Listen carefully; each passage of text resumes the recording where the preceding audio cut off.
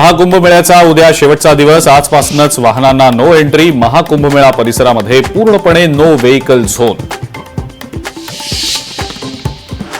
जळगावमधील धक्कादायक प्रकार समोर। रिक्षात बसून एसएससी विद्यार्थ्यांसाठी कॉपी केली तयार। मुख्याध्यापिका आणि शिक्षकाविरोधात गुन्हा दाखल। आता पोलीस ठाण्यात न जाता करता येणार ऑनलाईन तक्रार। जळगाव पोलिसांची नवी सुविधा। 24 तासात तक्रारीची दखल घेऊन होणार कारवाई। शाळा, कॉलेज आणि गर्दीच्या ठिकाणी लावला जाणार QR कोड। पुण्यातल्या महसूल विभागातील कर्मचाऱ्यांची पार्टीत उपजिल्हाधिकारी आणि तहसीलदारांचा तुफान डान्सचा व्हिडिओ सोशल मीडियावर व्हायरल। मुंबई महानगरपालिकेवर मनसेचा मोर्चा। पायाभूत सुविधांसाठी मनसेचं आंदोलन। 2 दिवसात भेट झाली नाही तर पालिका अधिकाऱ्याची खुर्ची उचलून नेण्याचा दिला इशारा।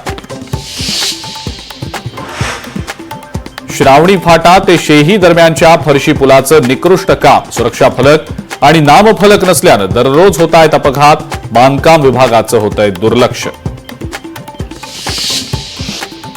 पनवेल महानगरपालिकेचा 2025-26 अर्थसंकल्प सादर। 3873 कोटींचा अर्थसंकल्प सादर। लिव्हेबल सिटीसाठी विविध प्रकल्पांचा समावेश।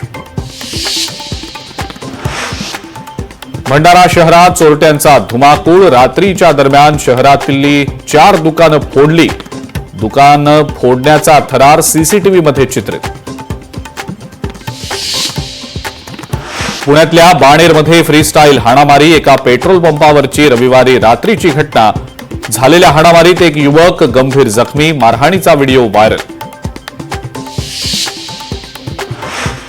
जालन्यामध्ये 4 चाकी चोरी करणारे 2 आरोपी जेरबंद। स्थानिक गुन्हे शाखेनं केली कारवाई। 4,20,000 रुपये किमतीची जीप जप्त।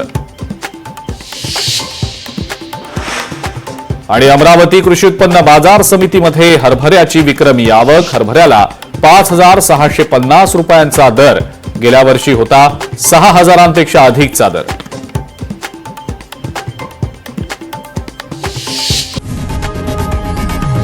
लोकशाही मराठी ऐका, पहा, जागरूक रहा।